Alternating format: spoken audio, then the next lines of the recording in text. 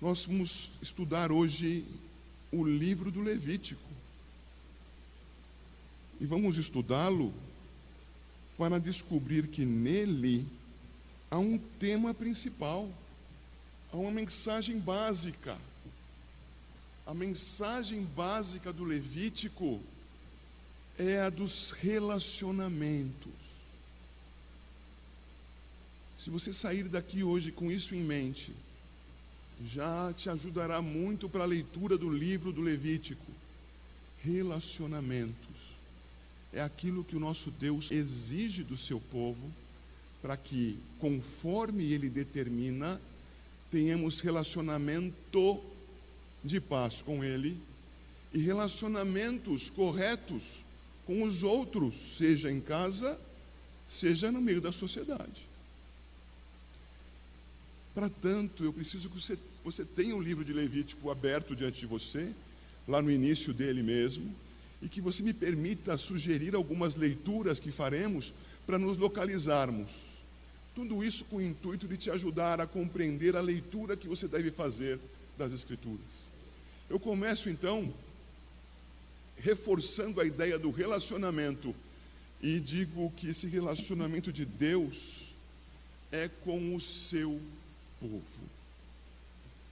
E você, com o livro de Levítico aberto, pode observar aí logo nos seus 2 primeiros versos com muita facilidade o texto que diz: chamou o Senhor a Moisés e da tenda da congregação lhe disse: fala aos filhos de Israel e dize-lhes. E eu paro aqui por enquanto. Fala aos filhos de Israel e dize-lhes. Quem eram os filhos de Israel? Eram aqueles que haviam sido libertos do Egito 10 meses antes. Meus irmãos, os libertos do Egito, os filhos de Israel, partiram do Egito acompanhados de muita gente incrédula, que aproveitou a saída para também fugir da escravidão. E o Senhor dirige a sua palavra não a todos os que compunham aquele grande grupo no deserto, mas Ele dirige a sua palavra aos filhos de Israel, aos que Ele tirou, não aos que saíram, aos que Ele tirou da escravidão. A mim, a você, crentes redimidos pela obra redentora de Cristo Jesus. A quem? Aos filhos de Israel. E quando o fez? Eu preciso que você passeie um pouco pelas Escrituras. E se você quiser conferir os textos, faça isso enquanto eu os menciono. Em Êxodo capítulo 12, desde o primeiro verso, o Senhor estabelece que aquele mês, o mês da libertação do povo dele, de Israel, passaria a ser o primeiro mês dos anos do povo de Deus. O primeiro mês a ser contado. No dia 10 daquele mês, deveriam separar um cordeiro. No dia 14 do mês, deveriam imolar o cordeiro, para celebrar a Páscoa no dia 15. O Senhor determinou assim, e se você puder conferir, está bem pertinho aí do início do livro de Levítico, no capítulo 40, verso 17 do Êxodo 40, 17, lemos: no primeiro mês do segundo ano, no primeiro dia do mês, se levantou o tabernáculo. Isto é, completados 10 meses dos homens de Deus, do povo de Deus no deserto, o tabernáculo é erigido. Desde a sua saída, eles gastaram 2 meses para chegar até o deserto do Sinai. E uma vez lá, instruções, ordens, mandamentos, muito trabalho, produção do jeito que o Senhor determinou do tabernáculo, para que então ele fosse levantado no deserto. E então, no primeiro mês, no segundo ano, exatamente 1 ano depois de Êxodo 12, verso 1, é levantado o tabernáculo. E nós vemos, a partir de Números capítulo 9, por favor, vá comigo até Números 9, e veja o que ali se registra. Temos ali: falou o Senhor a Moisés no deserto do Sinai, no ano segundo da sua saída do Egito, no mês primeiro, dizendo: celebrem a Páscoa. Percebam que está tudo muito estreito aqui agora.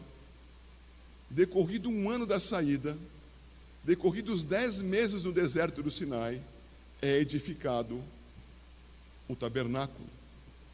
E passa-se um mês, no segundo ano da sua saída, no mês primeiro, eles já vão receber ordem para celebrar a Páscoa, e em seguida, se você virar uma página, no capítulo 10, verso 11, no ano segundo, no segundo mês, aos 20 do mês, já saíram do deserto do Sinai em direção à terra prometida. Isto é, quando foi escrito o livro de Levítico? Naquele intervalinho entre o levantar do tabernáculo e a ordem para sair do deserto do Sinai. Coisa de 15 dias. O tempo para edificar o tabernáculo, celebrar a Páscoa e sair. Todo o conteúdo do Levítico, no 13º mês, desde a saída, no primeiro mês, primeira quinzena do segundo ano no deserto. Você está se localizando? Está perdido? A quem foi escrito o texto? Ao povo de Deus liberto do Egito. Quando? No início do segundo ano de jornada até Canaã. O que mais temos aqui? Onde foi escrito? Já mencionei, você só precisa agora se recordar. No deserto do Sinai, ao pé do Monte Sinai, onde o Senhor deu a sua lei, onde o Senhor deu as instruções de edificação do tabernáculo. Ali então, no deserto do Sinai, é que lhe foi entregue o livro do Levítico. E como foi entregue? Ouça com atenção, porque aqui a informação pode ser ainda mais confusa que a das datas. Foi entregue seguindo a norma de Deus. Foi entregue por meio da lei de Deus. E a lei de Deus tem 3 aspectos. A lei do Senhor é moral. E aí está projetado um exemplo da lei moral. Êxodo 20, verso 12. Honra o teu pai e a tua mãe, para que se prolongue os teus dias na terra que o Senhor teu Deus te dá. Os 10 mandamentos, o resumo da lei moral, é um dos aspectos da lei do Senhor. Mas há mais. Se nós formos também lá para Êxodo 20, e está perto de nós, por isso podemos abrir com facilidade, vejamos, por favor, os versos 22 a 26. Há um outro aspecto da lei ali. Então disse o Senhor a Moisés, Êxodo 20, 22, assim dirás aos filhos de Israel, vistes que dos céus eu vos falei, não fareis deuses de prata ao lado de mim, nem deuses de ouro fareis para vós outros. Um altar de terra me farás, e sobre ele sacrificarás os teus holocaustos, as tuas ofertas pacíficas, as tuas ovelhas e os teus bois. Em todo lugar onde eu fizer celebrar a memória do meu nome, virei a ti e te abençoarei. Se me levantares um altar de pedras, não o farás de pedras lavradas, pois se sobre ele manejares a tua ferramenta, profaná-lo-ás. Nem subirás por degrau ao meu altar, para que a tua nudez não seja ali exposta. Que tipo de lei é esta aqui? Lei cerimonial. Não adorarás aos ídolos. Se fizer um altar, será de terra. Se usar pedra, não usará ferramenta sobre a pedra. É a pedra natural que você vai usar.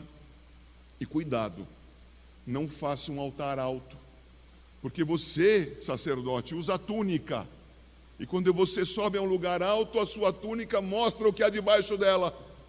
E não é lugar de vergonha, expostas, o lugar do culto ao Senhor. Faz o altar do holocausto junto ao chão. Não suba. Que são essas normas morais? Cerimoniais. Como o Senhor entregou a sua lei? Com lei moral, com lei cerimonial. E agora vou ao capítulo 22 e peço que você ainda no Êxodo verifique os versículos 21 a 24.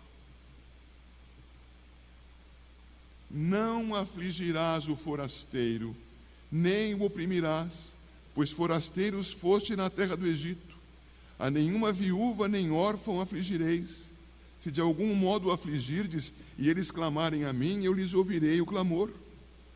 A minha ira se acenderá e vos matarei à espada. Vossas mulheres ficarão viúvas e vossos filhos órfãos. Que lei é esta? É cerimonial? Há sacrifícios envolvidos? Há aspectos morais na lei, sempre há. Mas esta é uma lei civil, de comportamento social. O Senhor entregou a sua lei, então, nos seus aspectos moral, cerimonial e civil. A quem? Ao povo que libertou. Quando? No início do 2º ano no deserto. Onde estavam? No deserto do Sinai. De que modo ele entregou a lei? Moral, cerimonial e civil. Mas agora vem o aspecto mais importante de todos. Por que entregou? Por que fez essas determinações? Vá, por favor, ao Êxodo 29. E veja ali os versos 42 a 46. Este será o holocausto contínuo por vossas gerações à porta da tenda da congregação, perante o Senhor, onde vos encontrarei, para falar contigo. Ali virei aos filhos de Israel, para que por minha glória sejam santificados, e consagrarei a tenda da congregação e o altar. Também santificarei Arão e seus filhos, para que me oficiem como sacerdotes, e habitarei no meio dos filhos de Israel, e serei o seu Deus. E saberão que eu sou o Senhor seu Deus, que os tirou da terra do Egito para habitar no meio deles. Eu sou o Senhor seu Deus. Por que Deus deu tantas normas? Por que Deus o fez a um povo liberto desde o Egito? Foi para dar trabalho para esse povo, para eles terem o que fazer no deserto, certo? Não, irmão. Foi para fazer a religião ficar bem difícil? Não, irmãos. Foi motivo número 1, para que, versículo 43, pela glória do Senhor manifesta no tabernáculo, eles fossem santificados. Esta é a razão por que comparecemos a um lugar como esse. Esta é a razão por que andamos nós mesmos, crentes em Jesus, na habitação do Espírito Santo, em comunhão com o nosso Deus. A razão não é sermos superpoderosos, super eloquentes, super ricos, super saudáveis. A razão é sermos santos. Na presença do Senhor, sermos santos. Mas por que precisaríamos ser santos? Por causa do versículo 45. E habitarei no meio dos filhos de Israel e serei o seu Deus. Deus nos quer santos, porque Deus quer manter conosco o relacionamento de paz que Ele determinou ter com o seu povo. Deus deseja e diz como fazer para que nós andemos com Ele em paz. Relacionamento é a razão do Senhor dar tanta lei para nós. E indo adiante, peço por favor que você vá ao 40 desse mesmo livro, o Êxodo. 40. Veja que ele disse para construírem o tabernáculo, para que ele habitasse no tabernáculo, santificasse o povo com a sua presença no meio do povo. E então, verso 34, 40 a 34, então a nuvem cobriu a tenda da congregação, e a glória do Senhor encheu o tabernáculo. Moisés não podia entrar na tenda da congregação, porque a nuvem permanecia sobre ela, e a glória do Senhor enchia o tabernáculo. Se você se lembra, acabamos de ler que o Senhor, com a sua glória no tabernáculo, santificaria o povo. O Senhor no tabernáculo. O que acontece então a partir de Levítico? Leio de novo os versos 1 e 2 com você. Chamou o Senhor a Moisés e da tenda da congregação, da ferramenta, do instrumento que Deus se utilizou para habitar no meio do povo. Então agora o Senhor, com a ferramenta construída, habitando no meio do povo, vai dizer ao povo: é assim que nós teremos relacionamento de paz. Logo, a série de ordens, de sacrifícios, de holocaustos, de ofertas, a série de normas que abrangem toda a vida do homem quanto à sua relação com Deus, com a sua família e na sociedade, tem por objetivo manter o homem santo. E na medida em que o homem caia e peque, tenha condições de, cumprindo o determinado por Deus, voltar a ter condições de estabelecer um relacionamento de paz com Ele. Qual é a razão de ser do Levítico? Relacionamento de paz com Deus. Assim então, meus caros irmãos, é que os relacionamentos são restaurados. E o primeiro relacionamento a ser restaurado é com o próprio Deus.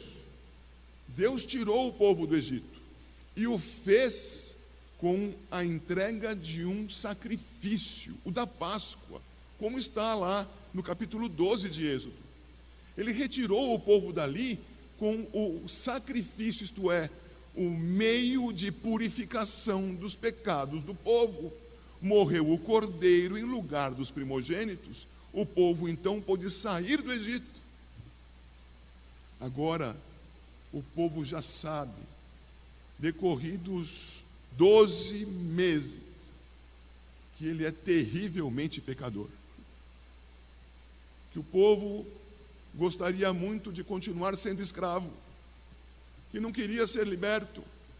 Na verdade, o que ele queria era comer e viver à vontade, sem a opressão do chicote, mas longe de Deus. Não era Deus que o povo queria. O povo gemia para viver do jeito que bem entendesse. Mas Deus libertou o povo e o colocou sob o seu senhorio. E o povo pecava. Como então manter o relacionamento de paz com Deus? Eis os primeiros 7 capítulos do Levítico. Mas os 7 capítulos primeiros do Levítico estão aqui justificados no versículo 3 do capítulo 1. Se a tua oferta for holocausto de gado, trará macho sem defeito. À porta da tenda da congregação o trará. E agora vem o motivo: para que o homem seja aceito perante o Senhor. Relacionamento. É relacionamento em geral aqui dito. E em 4:26, vamos até lá, é dito quanto aos sacrifícios por pessoas específicas. E assim quanto a vários tipos de pessoas aqui, em 4:26, quanto ao príncipe, toda a gordura da oferta queimar-la-á sobre o altar, como a gordura do sacrifício pacífico. Assim o sacerdote, veja aí, fará expiação pelo príncipe, no tocante ao seu pecado, e este lhe será perdoado. Qual a razão do sacrifício? Matar um bicho? Comer carne? Dar trabalho para as pessoas? relacionamento de paz com Deus. Da mesma forma, avançando para o capítulo 16, verso 30, já com ordens quanto aos sacrifícios pelos sacerdotes, também há ordem quanto ao sacrifício para o povo todo.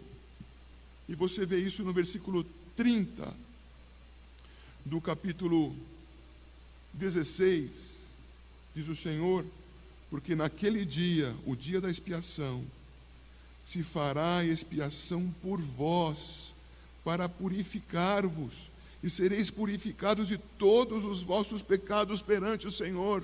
Para que isso, irmãos? Repito e repito mais uma vez: para que o relacionamento seja restabelecido. Porque Deus nos salvou não para que nós vivamos como queiramos, mas para que nós nos relacionemos em paz com Ele. Para que, apesar dos nossos pecados, hoje sabemos, em Cristo Jesus, vivamos não um dia, não algum momento da vida, mas toda a nossa existência em paz com Deus, em relacionamento de verdadeira comunhão com Deus. A relação de paz é com Deus, mas se expande para outros relacionamentos. Por favor, não se escandalize com o que nós vamos ler agora. Capítulo 18 do Levítico. Os relacionamentos de paz do homem com Deus serão refletidos a partir do coração do homem que está em paz com Deus, logo purificado dos seus pecados, nas suas relações sexuais, nas suas relações constitutivas da família, da unidade. Vejam, quando o Senhor fez o homem e a mulher, disse que os dois seriam uma só carne. Não é observada a geração de filhos ao final do capítulo 2 de Gênesis. Eles são mencionados lá no capítulo 1, versos 26 a 28, mas ali, ao final do capítulo 2, não há menção de filhos, porque a família está unida a partir dessa sexualidade, o homem com a mulher. Eles assim são uma só carne. É típico da unidade familiar. E esta unidade familiar produzirá muitas vezes filhos, mas não será mais família porque tem filhos, será família com filhos. Todavia, toda vez que o homem quebra esta unidade do esposo com a esposa, indo para outros ramos de relacionamento, ele ofende ao Senhor, vivendo como vivem os povos que rejeitam a Deus. O Senhor quer restabelecer o relacionamento familiar. É com Ele o relacionamento de paz. E por causa deste, a paz na família. E a paz na família decorre de uma sexualidade sadia. Diz o capítulo 18, gastarei o seu tempo, talvez seja gasto, talvez seja investimento, lendo este capítulo. Disse mais o Senhor a Moisés: fala aos filhos de Israel e dize-lhes: eu sou o Senhor vosso Deus. Não farei segundo as obras da terra do Egito em que habitastes, nem farei segundo as obras da terra de Canaã, para a qual eu vos levo, nem andareis nos seus estatutos, os estatutos deles. Farei segundo os meus juízos, e os meus estatutos guardareis, para andardes neles. Eu sou o Senhor vosso Deus. Portanto, os meus estatutos e os meus juízos guardareis, cumprindo-os, o homem viverá por eles. Eu sou o Senhor. Nenhum homem se chegará a qualquer parenta da sua carne, para lhe descobrir a nudez. Eu sou o Senhor. Eu pauso aqui um instante. Descobrir a nudez é uma maneira de suavizar a expressão para ter com esta pessoa algum tipo de relacionamento sexual. Sigo com o 7. Não descobrirás a nudez de teu pai e de tua mãe. Ela é tua mãe, não lhe descobrirás a nudez. Não descobrirás a nudez da mulher de teu pai, é nudez de teu pai. E aqui ele está considerando então a madrasta. Houve a viuvez, uma nova união conjugal. É teu pai, não descobrirás a nudez dela. 9, a nudez da tua irmã, filha de teu pai, ou filha de tua mãe, nascida em casa ou fora de casa, a sua nudez não descobrirás. A nudez da filha do teu filho, ou da filha de tua filha, a sua nudez não descobrirás, porque é tua nudez. Não descobrirás a nudez da filha da mulher de teu pai, gerada de teu pai, ela é tua irmã. Eu preciso parar um instante e voltar ao verso 10. Quando é feito o que está no verso 10, é dito, ela é tua nudez. Observem, meus queridos, isso talvez toque alguns corações, algumas sensibilidades. Segundo o que ensina também Paulo em 1 Coríntios 6, versículos 9 e 10. Quando se descobre a nudez da filha do filho, a neta, se descobre a própria nudez.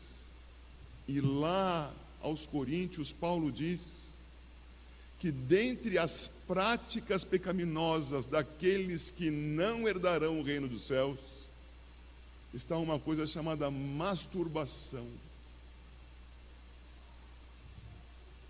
A relação familiar não envolve a masturbação. É o homem com a mulher, é o casal, é a família, não é de outro modo. Aqui então, a partir do 10, unindo com 1 Coríntios, entendemos mais este passo a ser evitado. Vou ao 12. A nudez da irmã de teu pai não descobrirás, ela é parenta de teu pai. A nudez da irmã de tua mãe não descobrirás, pois ela é parenta de tua mãe. A nudez do irmão de teu pai não descobrirás, não te chegarás à sua mulher, ela é tua tia. A nudez de tua nora não descobrirás, ela é mulher de teu filho, não lhe descobrirás a nudez. A nudez da mulher de teu irmão não descobrirás, é a nudez de teu irmão. A nudez de uma mulher e de sua filha não descobrirás. Não tomarás a filha de seu filho, nem a filha de sua filha, para descobrir a nudez. Parentes são, maldade é. E não tomarás com tua mulher outra, de sorte que lhe seja rival, descobrindo a sua nudez com ela durante a sua vida. Está tudo muito claro, acredito aqui. 19. Não te chegarás à mulher para descobrir a nudez durante a sua menstruação. Veja, tudo isso é norma a respeito da saúde do relacionamento conjugal. 20.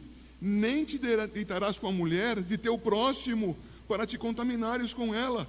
Não bastasse o verso 18 contra o adultério, o 20 o reforça. Nem na tua casa haverá duas, nem uma aqui e outra lá. 21. E da tua descendência não darás nenhum para dedicar-se a Moloque, nem profanarás o nome de teu Deus. Eu sou o Senhor. Ué, o que isso tem a ver com sexo? A religião do homem é vivida com todo o seu corpo. E o povo de Deus é tratado como a noiva do Senhor. A noiva do Senhor não pode ser adúltera. É sexualidade, é pureza no relacionamento, na família e na religião. Verso 22. Com homem não te deitarás como se fosse mulher. É abominação, e essa lei não caiu. Continua sendo abominação. 23. Nem te deitarás com animal para te contaminares com ele, nem a mulher se porá perante um animal para juntar-se com ele. É confusão. Isto é palavra de Deus para a nossa instrução. Isso nos escandaliza. É a instrução do Senhor para a pureza da família. 24. Com nenhuma destas coisas vos contaminareis, porque por todas estas coisas se contaminaram as nações que eu lanço de diante de vós. E a terra se contaminou, e eu visitei nela a sua iniquidade, e ela vomitou os seus moradores. Porém vós guardareis os meus estatutos e os meus juízos, e nenhuma destas abominações fareis, nem o natural, nem o estrangeiro que peregrina entre vós, porque todas estas abominações fizeram os homens desta terra que nela estavam antes de vós, e a terra se contaminou. Não suceda que a terra vos vomite, havendo a vós contaminado, como vomitou o povo que nela estava antes de vós. Todo o que fizer alguma dessas abominações, sim, aqueles que as cometerem, serão eliminados do seu povo. Portanto, guardareis a obrigação que tendes para comigo, não praticando nenhum dos costumes abomináveis que se praticaram entre vós, e não vos contaminareis com eles. Eu sou o Senhor, vosso Deus. Queridos irmãos, estes 5 minutos estão aqui para dizer a você: a sua família deve ser pura diante de Deus. Não a contamine com um suspiro que seja. Lute pela santidade da sua casa. Lute pela paz conjugal com seu cônjuge. Siga estas regras tão amplas, cuja razão de ser são: povo meu, povo que tem relacionamento comigo, tenha relacionamento de paz em sua casa. Mas indo além da casa, há relação de paz no ambiente civil. E o capítulo 19, meus caros, e na verdade até praticamente o final do livro, tratará de vários atos criminosos, vários atos ilegais, que ofendem a Deus, e o ofendem porque ofendem ao próximo na sociedade em que vivemos. E o centro disto está nesses poucos versos que estão aí mencionados. Levítico 19, verso 18. Veja se você se lembra de algo que Cristo Jesus tenha dito a respeito. Não te vingarás, nem guardarás ira contra os filhos de teu povo, mas amarás o teu próximo como a ti mesmo. Eu sou o Senhor. De quem é a vingança? É do Senhor. Há leis, há juízes, há homens encarregados para fazerem juízo em nome do Senhor. Se for necessário, entreguemos a eles o juízo, mas não o façamos com as nossas próprias mãos. O que faremos com as nossas próprias mãos? Amaremos ao nosso próximo como a nós mesmos. Mas isso vale para o povo. Veja, o 18 diz: nem guardarás ira contra os filhos do teu povo. Sim, vale para o povo de Deus. Mas no meio do povo de Deus pode haver algum estrangeiro. O que faremos então? Faremos como os fariseus? Ama ao teu próximo e odeia o teu inimigo? Como o Senhor Jesus ensinou a corrigir no Sermão do Monte? Não. Veja, por favor, os versos 33 e 34. Se o estrangeiro peregrinar na vossa terra, não o oprimireis. Veja o 34 agora. Como o natural será entre vós o estrangeiro que peregrina convosco. Amá-lo-eis como a vós mesmos, pois estrangeiros fostes na terra do Egito. Eu sou o Senhor vosso Deus.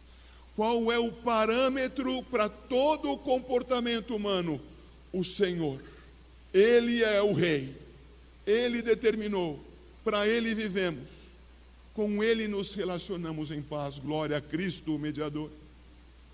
Mas a partir do Senhor, Ele apresenta um parâmetro para que nós apliquemos em nossos relacionamentos. E vamos amar a nossa família. E vamos amar o nosso próximo.